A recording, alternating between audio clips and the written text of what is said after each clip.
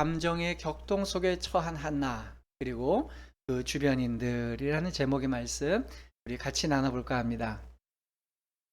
이 본문의 말씀은요, 제가 외부 설교를 할 때 아주 자주 인용하고 설교하는 내용입니다. 어제 그저께 제가 더세움교회 갔을 때도 이 본문의 말씀을 갖고 말씀을 나눴는데요. 보통 이제 외부 설교를 갈 때는 이 본문이 담고 있는 내용을 굉장히 축약해서 굉장히 조금씩 약 이렇게 다뤄가면서 주요 핵심만 요점만 전달해 드립니다. 그러나 우리 예수님 이야기 교회 공동체에게는 이 본문이 담고 있는 풀 버전의 깊은 계시의 빛을 다 드러내 드리기를 원합니다. 저는 이 성경에 많은 이야기가 있지만 이 사무엘상 1장에 있는 이야기만큼 아주 풍성하게 일반 계시와 특별 계시를 어우르는 종합적인 계시의 빛을 드러내주는 이야기도 드물다고 봅니다. 깊게는 구속사적인 진리가 굉장히 깊게 담겨져 있고요. 또 조금 가볍게는 우리 인간의 지식, 즉 일반 계시와 특별 계시의 차이를 잘 보여주는 본문이라고 할 수 있겠어요. 제가 이제 3주 전부터, 4주 전부터죠. 우리 오후 예배 시간에 우리 일반 계시와 특별 계시의 조화를 통해서 인간의 성장 과정에서 하나님께서 우리에게 보여주시는 가치, 교훈 이것을 우리가 살펴보고 있는데요. 제가 지난주에 분명히 예고해 드렸죠. 이제 3단계까지는 우리가 묵상한 다음에 잠깐 끊고 일반 계시와 특별 계시의 차이점을 한번 좀 말씀드리고 또 그런 이야기를 조금 더 나눈 다음에 다음 진도를 나간다고 말씀드렸어요. 그런 의미에서 우리가 살펴보기에 아주 적절한 본문이 바로 이 이야기라고 생각이 돼요. 이 하나의 이야기, 여기 등장하는 한 사람들을 일반 계시, 특별히 심리 상담적으로 이 사람을 바라보는 것과 성경이 이 사람을 바라보는 건 굉장한 차이가 있다는 걸 보게 됩니다. 여기 한 사람의 이야기가 있어요. 매우 불행해 보이고 굉장히 고단해 보이는 한 여인의 이야기입니다. 한나의 삶의 여건은 그야말로 어수선함, 혼란, 격동, 고통의 연속입니다. 이 여인의 삶을 지켜보다 보면 안타깝다 못해 마음이 쓰라리기까지 합니다. 이 여인은 그렇게 고통과 절망 속에 살아가고 있습니다. 그 주변에 그를 도와줄 사람이 보이질 않습니다. 그런데 이 여인의 이야기를 통해 우리는 일반 계시의 한계와 하나님께서 이 여인을 다루는 방법의 차이를 명확하게 볼 수 있다고 봅니다. 저는 이런 질문을 갖고 한번 여러분들이 이 본문을 보시면 좀 흥미로울 것 같아요. 오늘날의 현대 심리 상담가들이 이 한나라는 여인을 보면 어떻게 접근해 갈 것인가를 한번 여러분들이 한번 생각을 상상을 해보세요. 먼저 이제 우리 한나를 제가 한번 살펴볼게요. 한나의 주변 인물들 한번 살펴봅시다. 첫 번째, 여기 가장 문득 아주 그냥 명확하게 드러나는 두 여인이 있죠. 한나와 분인나라고 하는 여인이 있어요. 자, 이 두 여인 중에 심리 상담가를 찾아가야 될 사람이 누구같이 보이나요? 여러분, 누가 더 평상적인 감정을 유지하는 것처럼 보이나요? 여러분, 저도 그랬고요. 과거에 이 본문을 살펴볼 때 저는 이 본문을 보면서 많은 분들이 그냥 아침 드라마나 막장 드라마에 나오는 어떤 그 불륜 드라마 뭐 이런 드라마의 어떤 그 한 캐릭터들로 보여질 수 있다고 봐요. 무슨 얘기인가 하면 한나는 결혼한 여자인데요. 남편이 아내를 하나 더 뒀어요. 그게 분인나예요. 근데 이게 기구한 게 뭡니까? 한나는 아이가 없고요. 분인나는 아이가 있어요. 그래서 이 두 사람 사이에서 갈등이 이루어지죠. 그래서 우리는 보통 한나 하면 어떻게 이미지를 갖고 있냐면 한나는 다소곳하고 눈물이 많고 수동적이고 피해자고 말이 없고 한을 갖고 있는 여자 이렇게 우리가 이미지를 갖기가 쉬워요. 그리고 분인나는 어때 보여요? 막 드세고 막 소리 지르고 막 악녀 아침 드라마에 뻔히 나올 법한 그런 여인으로 우리가 이미지를 갖기가 쉬운 거죠. 과연 그럴까요? 자, 사무엘상 1장 7절을 다시 한번 읽어볼게요. 사무엘상 1장 7절을 유의 깊게 한번 읽어봅시다. 매년 한나가 여호와의 집에 올라갈 때마다 남편이 그같이 하매 분인나가 그를 격분시킴으로 그가 울고 먹지 아니하니. 그럼 여기서 이 격분시키다 라는 표현이 나와요. 헬라어의 카이스라는 말로 번역이 될 수 있는 거예요. 뭐 히브리어는 또 있겠지만 이 원래의 원어의 의미를 찾아보니까 괴롭히다, 약올리다, 슬프게 하다, 충동질하게 하다, 화나게 하다 이런 뜻이에요. 여러분, 이게 이제 그 다음에 이제 격분시킴으로 그가 괴로워했다. 여러분 여기에 보면은 누가 화를 내는 것 같아요? 분인나가 막 소리 지르고 막 화를 독촉하는 것 같습니까? 한나가 화를 내는 것 같습니까? 한국말만 잘 이해해 보세요. 분인나가 한나를 격동시켰대요. 격노케 했대요. 격분시켰대요. 누가 화가 나는 거예요? 한나가 화가 나는 거예요. 근데 화가 났는데 그냥 화가 나는 게 아니라 격하게 화를 내는 거예요. 저는 요번 주 내내 이 말씀을 묵상하면서 무릎을 딱 쳤어요. 우리가 평소에 알고 있는 한나는 조용하고 다소곳하고 감정을 억제하고 이런 사람인데 그게 아니고요. 지금 감정을 막 폭발시키고 있는 사람은 한나예요. 한나가 굉장히 지금 화가 나고 막 그 상대방이 힘들게 하니까 화를 돋구니까 화가 나고 막 자극이 돼서 분노하고 있어요. 여러분, 이게 성경이 우리에게 주는 얘기인데요. 심지어 한나는 화가 나다 못해 울어요. 엉엉 울었던 것 같아요. 엉엉 울고 심지어 음식도 안 먹어요. 그러면 누가 일상의 리듬이 깨진 거죠? 한나가 깨진 거예요. 자, 여기서 우리는 한 발짝 좀 물러서서 봐야 됩니다. 성경은 전지적 작가 시점으로 써 있다 보니까 우리가 이 상황을 다 알게 보고 있어요. 근데 그게 아니고 우리가 여기 두 여인 옆에 있다고 생각해 보세요. 한나라는 여인과 분인나라는 여인 옆에 있는데 한나라는 여자가 갑자기 화를 막 내면서 막 울고 음식도 안 먹고 식음을 전폐하고 있어요. 그리고 분인나는 화냈다는 얘기가 성경에 없어요. 아까 격노케 한다, 격분케 한다는 말이 있지만 약으로 올리는 거예요. 그러니까 살살 약을 올리지만 자기는 평정심을 갖고 있습니다. 우리가 주변에 그 두 여인 주변에 있다면 누구를 진정시키고 누구를 상담가에게 데리고 갈 것 같아요? 한나를 데리고. 그러니까 한 여인은 별로 감정의 요동도 없이 그 옆에서 지키고 있는데 그냥 말로 깐족깐족 약을 올려요. 자녀 갖고 있고 그러면서 화를 돋구는 거예요. 그럴 때 이 화를 주체를 못해서 자꾸 약을 올리니까 화가 나요. 화가 나서 그 화를 드러낸 사람은 한나예요. 그 사람을 사람들은 진정시키고 거기에 달려붙어서 왜 그러냐, 왜 이렇게 일상적이지 않냐, 왜 이렇게 평정심을 못 갖냐, 그러면서 한나를 붙들고 얘기할 수밖에 없는 거죠. 자, 좋아요. 그럼 이제 한나를 데리고 상담가한테 데리고 갔다고 해봅시다. 심리 상담가한테 데리고 가면 한나에게 심리 상담가가 뭐라 그랬겠어요? 솔직히 말하면 여기 예수님의 교회 담임 목사 저도 심리 상담가를 한번 찾아간 적이 있어요. 너무 대인관계가 어렵고 제가 어떤 교회에 있을 때 다른 목사님들하고 자꾸만 의견 충돌이 나고 제 얼굴이 자꾸 굳어지고요. 사람만 만나면 논쟁하고 싸우려고 들고 제가 그전까진 그런 적이 없었는데 계속 그러다 보니까 제 마음속에 무슨 생각이 들었냐면 내가 문제가 있나? 난 옳은 얘기를 한 것 같은데 왜 자꾸 이렇게 마음이 불편하지? 불행하지? 상담가를 찾아갔어요.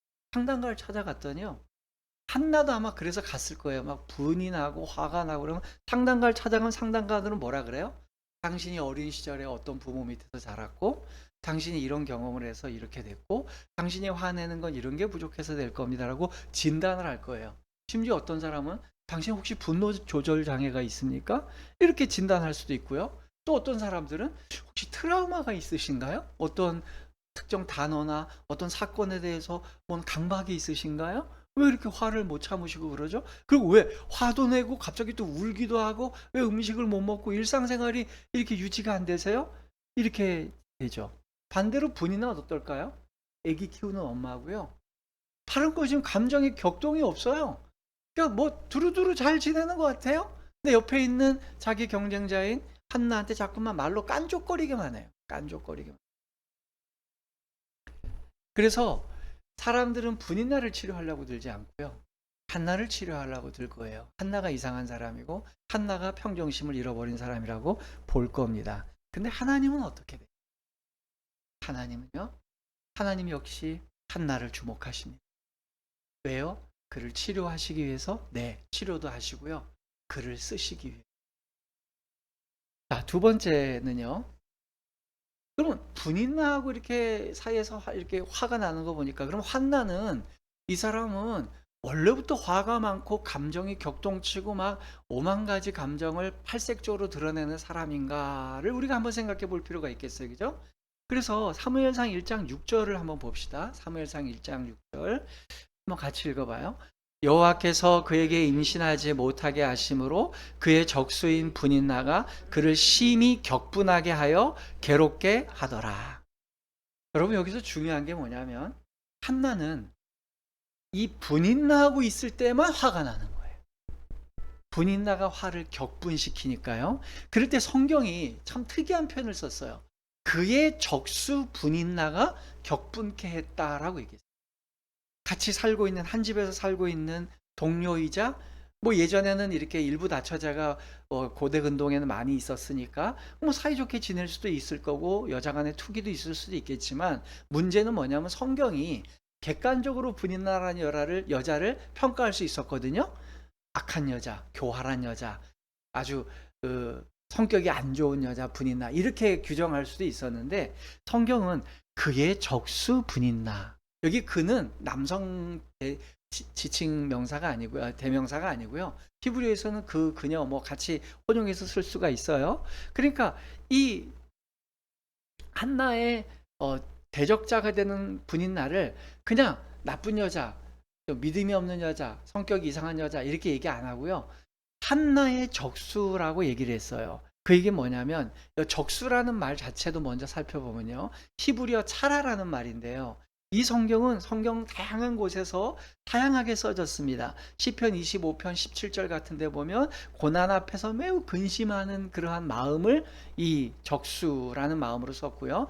예레미야 30장 7절과 시편 78편 49절에 보면 하나님의 심판을 받아서 깊은 슬픔에 빠져 있는 상태를 쓸 때 요 적수라는 말을 쓸 때 썼어요. 그런가 하면 예레미야 4장 31절에 보면 여인이 출생할 때 고통을 느낄 때 그 아픔, 그게 요 적수예요. 그러니까 우리나라 말하고 좀 다르죠.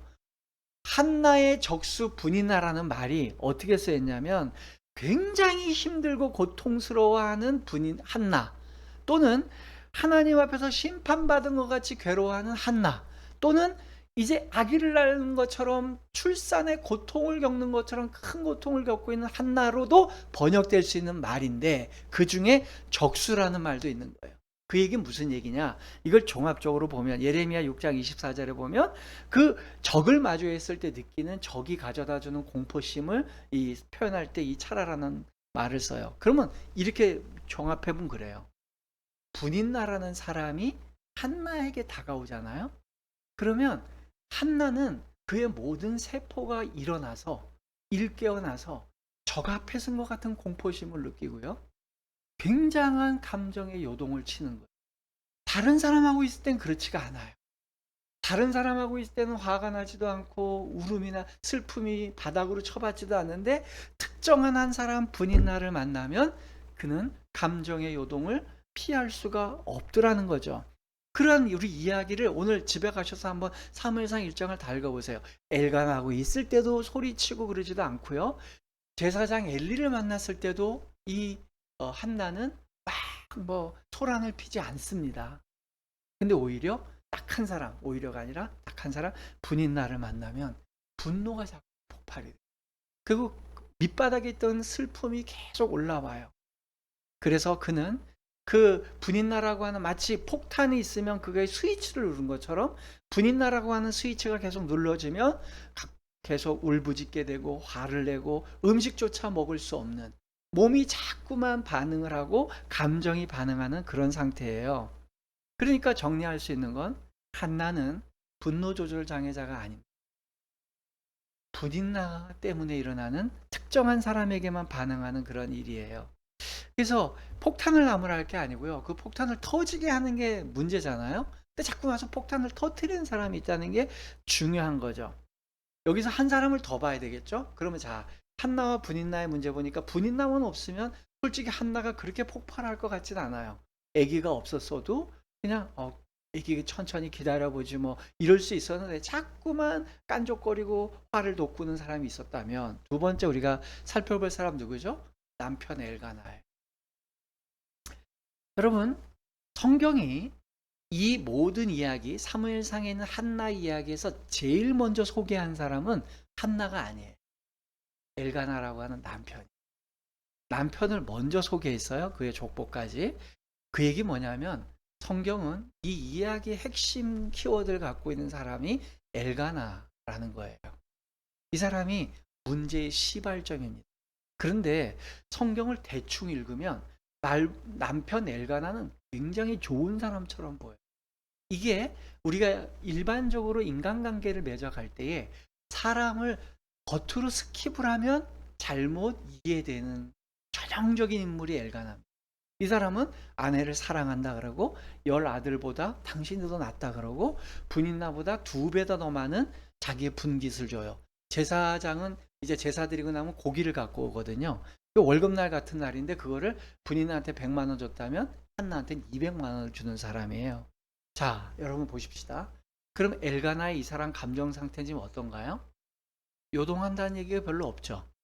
이 사람 역시도요, 감정에 요동치는 게 없어요. 분인나, 엘가나, 한나 세 사람이 한 집에 살고 있는데요. 감정이 요동치는 사람은 한나 한 사람뿐이 없고요. 엘가나와 분인나는 마음의 평정심을 유지하고 있습니다. 여러분, 이게 진짜 사랑하는 사람일까요? 저는 이렇게 되물어봅니다. 엘가나가 입만 열면 그래 얘기해. 내가 너를 사랑해. 한나야, 나는 너를 누구보다도 사랑해. 근데 자기가 사랑하는 사람이 울부짖고 화가 나고 음식을 못 먹고 지금 식음을 전폐하고 있어요. 그러면 진짜 그 사람을 사랑하는 사람은 마음이 어떻게 되죠? 감정이 이입이 됩니다. 감정이 하나가 돼요. 그럼 화가 나요. 내 사랑하는 사람이 화가 나면 그 화 때문에 나도 화가 나요. 누가 나를 이렇게 화났냐. 제가 예전에 젊은 시절에 아내랑 이렇게 연애할 때 아내가 너무 억울한 일을 당한 거예요. 버스를 탔는데 기사가 버스 토큰을 안 냈다고. 그 당시 이제 80년대니까. 그러면 낼 때 얘기를 해야 되잖아요. 그죠? 우리 아내 굉장히 정확한 사람이거든요. 버스표 분명히 내고 토큰하고 그때 버스 승차권, 회수권 같은 거 있는데 회수권을 넣고 탔는데 그 공항버스 기사가 그때 얘기를 안 하더니만 계속 백밀러로 그냥 째려보더라는 거야, 아내가. 그게 너무 시선이 느껴져가지고 나중에 이러고 있다가 불편해서 내가 왜 저러지? 그런데 내릴 때 아가씨 왜 그 회수권 안 내고 다 이렇게 얘기를 한다. 너무 기분이 나빠가지고 그때 이제 그리고서 저를 만났어요. 만났더니 아내가 그때 이제 오빠, 근데 사실 이런 억울한 일이 있었어 하는데요. 아내가 너무 슬퍼하고 억울해하고 막 화가 나 있는 상태예요. 제가 어떻게 했을 거예요? 엘가나 같이, 야 우주야 괜찮아, 아마 너 뭐 세상 그러니 이랬을 것 같아요? 이놈의 새끼 이러면서 어떤 놈이야? 내가 그 갈게. 어디야? 그 기사 몇 번이었어? 진짜 정말 갈라했어요. 가서 이거를 진짜 멱살을 잡고 한번 몇 대 주 패든지 깽값을 물어주는 한이 있더라도 어디 감히 착한 내 여자친구를, 이게 정상 아닌가요? 엘가나가 이래야 됩니다. 한나가 힘들어하는 문제가 있으면 그 문제에 직접 같이 뛰어들어가서 감정이 이입돼서 같이 그 감정을 공감해 줘 가는 게 진짜 사랑하는 거잖아요. 알아봤더니 분인나 그래. 그러면 분인나를 따끔하게 뭐라 그러든지, 야, 넌 2번째 들어온 여자야. 너 정신 똑바로 차려. 너 집에 나갈래? 내가 한나 더 사랑하는 거 몰라? 너 아무리 기고만장하고 아이를 낳았다 해도 그러는 거 아니야? 내 아내한테 절대 그러지 마. 내 정실 부인한테 그러지 마. 라고 얘기할 수 있어야 되잖아요. 그렇지 않아요.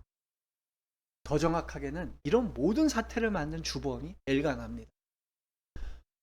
레위인이면서 제사장인데 왜 이런 사태를 만듭니까? 한나랑 결혼을 했는데 아기가 없어요. 그러니까 성경은 보통 먼저인 사람을, 선임인 사람을 먼저 호명을 해요. 근데 아기가 없으니까 2번째 부인 분인나를 드린 거예요. 애 낳으라고. 아니, 목회자가 이래도 됩니까? 레위인이 왜 2명을 데려다 놓고 그러면서 2배는 더 준대. 아니 그럼 최초에 아예 결혼을 2번 하지 말든지 지가 문제를 만들어 놓고 얘기를 해요. 자, 이런 한나를 둘러싼 모든 상황을 보면요, 문제 원인은 남편이 만들어 놓고는 지는 가만히 있어. 그리고 그거 갖고서 깨장깨장 계속 야금야금 약 올리는 분인 나는 계속 신경을 돋궈요. 그러면 그 모든 부정적인 감정을 안고 있던 한나는 폭발을 해요. 진짜 문제의 원인자들은요, 무르치도 않게 살아. 근데 그 모든 것들을 깊이 받아내는 그러한 희생자는 울부짖고 가슴을 토해내고 일상생활이 불가능한 삶 속에 처박히게 됩니다. 이때 이 사람을 도와줄 사람은 아무도 없어요.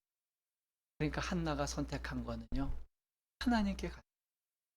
인간들 중에는 나를 도와줄 사람이 없어요. 그러나 하나님께 가서 내 마음을 풀어놓죠. 이제 앞으로 제가 이 이야기를 몇 차례 걸쳐서 말씀드리겠는데 굉장히 깊습니다. 만약 이렇게 힘든 한나가 선택할 수 있는 여건이 여러 가지 있었을 거예요. 첫 번째, 친구를 찾아간다.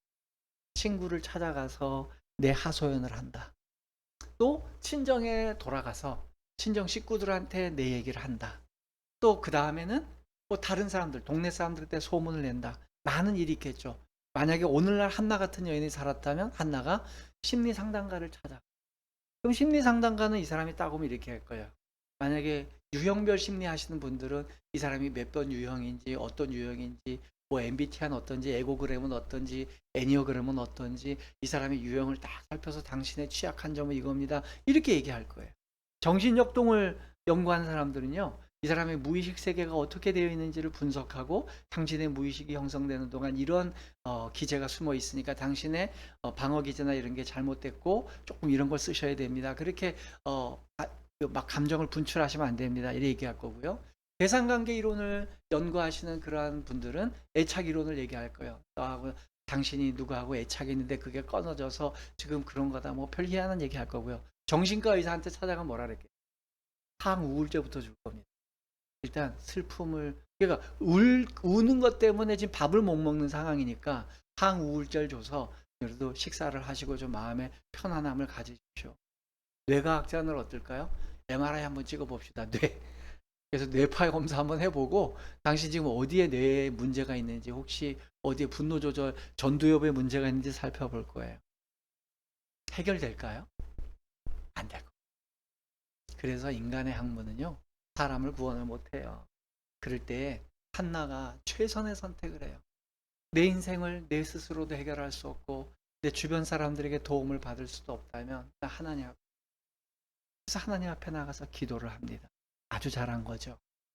하나님 앞에 기도를 했더니 하나님께서 그에게 진정한 도움을 주시고 그를 구원해 내십니다. 자, 그러면 이제 마지막 단계에 갔어요. 한나의 삶을 살았으니까 한나 이야기로 끝나면 우리에겐 아무 의미가 없어요. 한나를 통해서 우리의 인생에서 부딪히게 되는 고통의 문제, 어려운 문제를 어떤 방법으로 탈출해내는지를 우리는 힌트를 얻을 수 있다는 거죠. 제일 먼저 우린 이런 생각을 합니다. 한나와 같은 슬픔과 분노와 감정의 격정은 안 겪을수록 좋은 거다. 동의되나요? 막 고통스럽고 힘든 일은 안 겪을수록 가능한 한 피하면 좋은데 만약에 만나게 되면 한나처럼 이겨내야 된다. 대부분 그래 생각하죠. 근데 제가 요번에 성경을 읽으면서 틀렸어요. 한나에게 이 고통이 없었다면 한나가 하나님 앞에 이렇게 매달렸을까요? 대적자도 없고 남편도 잘해주고 먹고 살 거 풍부하고 고민거리도 하나도 없었다면 한나는 그렇고 그런 편안하게 인생을 살다가 그냥 간 사람이다. 근데 한나는 다른 사람이 겪지 않는, 겪을 필요가 없는 너무 혹독한 삶을 그걸 살아야 해. 그것 때문에 하나님을 간절히 찾기 때문에. 제가 저보다 고생을 더 많이 하신 분들이 계실 거예요. 그러나 50대 중반을 넘어선 제가 감히 말씀, 제가 10대 때, 20대 때 예수 그리스도 때문에, 또 예수 그리스도에 대한 신앙 때문에, 그분을 선택해야 되는 것 때문에 당했던 고난과 싸움은 굉장히 처절했습니다. 제가 이제 시간이 되면 그런 얘기를 하나씩 풀어드릴 거예요. 제 또래의 신앙인들이 겪는 고통과 아픔보다는 훨씬 깊은 아픔과 절망, 분노, 슬픔 많이 느꼈어요. 제가 지난주도 그랬잖아요. 제 평생 동안에 따라오던 서글픔과 슬픔의 정서가 있었다고. 돌이켜 보니까요. 그게 있었기 때문에 하나님을 깊게 보는 거예요.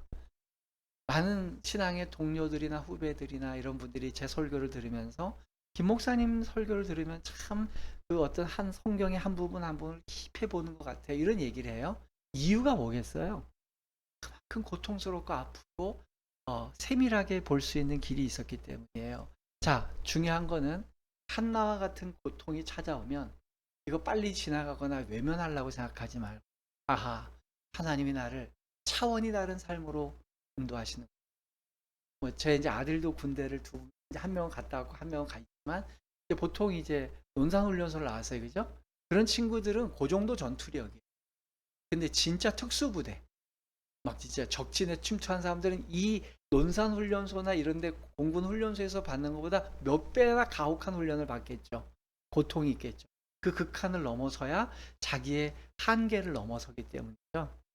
자, 그러면 한나는 어떤 방법으로 탈출했는지, 하나님은 이 한나를 어떻게 이끌어내셨는지, 이제 우리에게 고통이 찾아오고 감정의 격정이 찾아오고 막 주체할 수 없는 분노가 일어나고 슬픔이 일어날 때 어떻게 해야 되느냐. 첫 번째 단계, 한나가 한 걸 보면 알 수 있죠. 첫 번째, 한나는 소리쳐 울었어요. 화를 냈습니다. 경노했습니다. 우리가 아버지께서 경노하셨다, 이거는 아빠 화난다 이 정도가 아니죠. 소리치고 막 날아다니고 막 이러는 거예요. 경노하는 거예요. 여러분, 성경은 화를 내고 울음을 터뜨려 울고 내 감정을 억압하지 않고요, 있는 그대로 발산하는 거 나쁘다고 얘기하지 않아요. 여러분, 예수님도 화내셨어요. 예수님도 대적자들, 화를 돋구는 애들에게 자꾸만 숨어서 예수님의 틀린 거 지적하고 예수님을 감시하고 엿보려고 오는 그러한 종교 지도자들이 있었어요. 계속 3년 동안 따라다녀요. 그러니까 예수님이 어느 순간인가 화가 딱 차니까 얘기해요. 이 독사의 자식들아, 누가 너희들 보고 임박한 진노를 피하라 그러느냐? 화를 내시는 거예요. 한 번은 또 하나님의 성전에 올라갔더니, 물론 헤롯이 지은 성전이긴 하지만 그냥 돈 바꾸는 사람과 그냥 장삭치들이 가득한 거예요. 그냥 상을 뒤집어 엎고 비둘기를 내쫓고 양들을 쫓아내면서 화를 냅니다. 누가 아버지의 집을 도둑의 구렬로 만들었느냐? 이 기도하는 집을. 분노하세요. 분노 자체가 죄가 아닙니다. 그 분노를 마음에 품고 하루 이틀 묵히며 그것을 복수로 진행시키는 게 죄인 거죠. 그러니까 화가 날 때는 화를 내세요. 화를 내고 또 표현해야 돼요. 소리도 높아질 수도 있고 감정이 드러날 수 있어요. 그거 자체 문제 아니에요. 자, 예수님은 슬픔도 그러셨어요. 예수님 우셨습니다. 나사로가 죽었어요. 그 사랑하는 마리아와 마르다의 형제였던 이 나사로가 죽었어요. 예수님 조금 있다가 살려낼 거예요. 가는데도 여기 여인들이 우리 오라비가 죽었습니다 막 엉엉 울고 있으니까 그게 감정이입이 돼서 우는 거예요. 이 엘간하고 다르잖아요. 사랑하는 사람들이 죽었다고 막 가슴 읊어 우니까 예수님도 같이 덩달아 막 울어요. 그래, 나사로야 나오너. 예수님은 민망해서 우신 적이 많아요. 그분도 그 마음속에 슬픔이 많으셨던 분인 것 같아요. 여러분, 1단계 잊지 마십시다. 감정은 그때그때 드러내는 거. 그러니까 우리가 가족들끼리 사는 동안에도 화가 나면 화를 낼 수 있고요, 슬픔은 울 수 있어요. 아니, 화를 돋궜는데 화가 안 나는 게 문제죠. 화를 내는데 그 화를 계속 지속시키면 안 되는 거예요. 순간적으로 화를 내고 슬퍼 우는 게 1단계. 2단계, 화가 나고 슬피 울었다. 그럼 그걸 어느 정도 하고 해소를 한 다음에 하루 종일 울거나 내일까지 우는 건 그건 안 되는 거예요. 화가 났을 때는 갑자기 딱 화를 내고는 그 다음에 내용 진술이에요. 자, 첫 번째는 감정의 진술, 두 번째는 내용에 대한 진술. 화를 확 내요. 네! 예를 들어 제가 이렇게 예배드리는데 어떤 사람이 와서 야, 김찬호 목사 설교 그만해. 그럼 화가 나요, 안 나요? 날 거예요. 네. 뭐 하시는 겁니까? 나가세요. 화를 낼 수 있어요. 나가! 이렇게 소리를 낼 수는 있어요. 그런 다음에 여러분, 제가 설교자인데 갑자기 화를 내서 죄송합니다. 그러면서 없던 일로 합시다. 그러면서 가는 게 아니고 진술을 하는 거예요. 사실은 제가 지금 예배 드리는데 어떤 분이 저 뒤에 와서 막 저기서 욕을 하고 저 막 프랭카드를 들고 김상록은 나쁜 놈이다 막 이렇게 하길래 제가 화가 나서 감정을 표출했습니다. 용서하십시오. 근데 제 마음속에는요, 저 사람들이 저렇게 하는 게 부당해 보여요. 그러면서 말로 표현하는 거예요. 그러니까 내가 감정이 분노의 감정이건 슬픔의 감정이건 무슨 감정이 들어왔을 때 일단 그걸 표현해내고 그 다음에 가족들은 갑자기 깜짝 놀랄 거 아니에요. 놀래고 뭐 화를 내면 화 때문에 놀래기도 하고 슬픔은 슬픔 때문에 놀래기도 해요. 그 다음에는 차분하게 좀 감정을 가라앉힌 다음에 설명을 하는 거예요. 내가 이랬고 경리는 이렇게 됐는데 그 당시 내 마음이 이랬다라는 걸 감정을 말로 표현해서 내야 돼요. 생각으로 정리하는 게 아니고 말로 표현해내는데 이때 좀 성숙한 사람한테 말로 표현하면 좋겠어요. 이 말을 해서 받아들일 사람. 말을 했는데 계속 말싸움을 해. 내가 그게 아니라 그러면 그게 아니긴 뭐하냐? 왜 갑자기 소리를 지르고 그래? 막 이러면 이제 싸움이 더 되니까 제3자거나 그 마음을 받아줄 수 있는 사람한테 얘기를 하는 거예요. 내가 내 마음을 좀 이해해 주세요. 제가 이래요 저래요 얘기를 하면 받아주겠죠. 그 다음에 그 사람이 그걸 느껴요. 그런 사람도 없다. 그럴 땐 하나님 앞에 가서 기도할 때 하나님께 기도할 때는 있는 그대로 감추지 말고 생각하지 말고 말로 표현해내는 거예요. 한나가 그랬어요. 한나가 하나님 앞에 기도를 갔는데 듣는 사람이 없으니까 그냥 말을 하다가 말이 안 나올 정도로 억울했어요. 그러다 하나님이 엘리를 우연히 만나게 하세요. 근데 엘리에게 있는 대로 얘기해요. 제가 이렇고 저렇고 이런 상황이 있습니다. 그랬더니 엘리는 그에게 이제 대응을 하죠. 세 번째, 첫 번째는 감정의 표현, 두 번째는 내용에 대한 진술. 이해되셨죠? 감정에 대한 표현, 내용을 말로 진술하는 거. 세 번째는 뭐냐면 출구 전략입니다. 자, 한나가 계속 울면서 사는데 이 여자도 계속 울고 화내고 음식 안 먹고 이걸 반복하면 본인도 못 살잖아요. 본인도 못 사니까 이 사람이 이걸 탈출해야 돼요. 탈출했는데 이 분위기를 바꿀 명분이 없는 거예요. 그러는 와중에 누군가가 나를 좀 이렇게 개선시켜 줬으면 좋겠는데 하는데 성전에 가서 기도하는데 엘리가 나타났어요. 근데 엘리가 야 한나야 너 술 취했으면 집에 가서 자라 그랬더니 제사장님 저 술 취한 게 아니고요. 제가 이런 억울한 일이 있어서 이런 일이 있어요. 그랬더니 엘리는 사실 귀찮아서 한 말이에요. 알았어. 하나님이 너 기도 들었을 거야. 너 가. 하나님이 너 기도 응답하셨다. 여기서 귀찮게 하지 말고 속 시끄럽다. 야 집에 가라. 이렇게 한 거예요.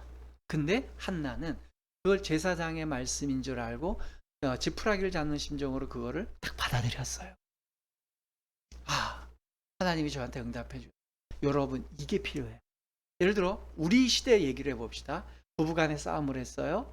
자녀랑 다툼이 있어요. 이런 어려움이 있을 때 막 분위기가 안 좋아요. 그럴 때 내가 이런 얘기를 하는데 누군가가 그러면 그거 그냥 이렇게 감정 풀어. 그래? 나 그렇게 할까? 라고 그냥 덥석 받아버리는 거예요. 여러분 이때 한나가 이거를 진위 여부를 가리려면 얼마나 했겠어요. 엘리 같은 수준의 영적인 능력을 갖고 있는 사람이 이걸 과연 해결해낼 수 있을까? 저 사람이 하나님의 음성을 직접 들은 게 맞을까? 이런 거 따질 필요 없고요.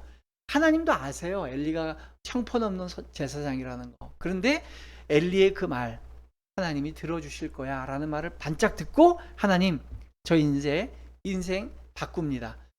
분위기 전환합니다. 새롭게 시작하겠습니다. 라고 하면서 한나가 어떻게 했냐면요. 뒤도 돌아보지 않고 가서 눈물을 닦고요. 새로운 인생을 살려고 다짐을 해요. 그랬더니 하나님께서 그의 인생에 새로운 실제의 상을 마주하게 하죠. 사무엘상 2장 1절을 한번 보겠습니다. 사무엘상 2장 1절입니다. 읽습니다. 한나가 기도하여 이르되 내 마음이 여호와로 말미암아 즐거워하며 내 뿔이 여호와로 말미암아 높아졌으며 내 입이 내 원수들을 향하여 크게 열렸으니 이는 내가 주의 구원으로 말미암아 기뻐함이니이다. 아니 1장에서 그렇게 울고 화내고 격정적이던 사람이 엘리라고 하는 형편없는 사람의 그 기도 응답됐다는 그 약속을 듣고는 그걸 철떡같이 믿고는 와서 저 이제 인생 바꿉니다. 하나님이 응답해 주셨대요 라고 하면서 와서 수심을 끊고요. 다시 또 남편하고 사이좋게 지냈더니 아니나 다를까 애까지 들어서고요. 그러면서 애를 또 출산하게 되고 하나님께 기뻐해요. 아마 현대 심리학자들이 한나를 검증을 하면 조울증 환자라고 판단할 수도 있어요. 울다가 웃다가 또 화내다가 울다가 웃고 이런 감정의 기복이 너무 심한 사람 우울증 아니고요. 하나님 앞에서 새로운 인생의 자기의 인생의 스위치를 감정의 스위치를 바꿀 수 있는 사람이에요.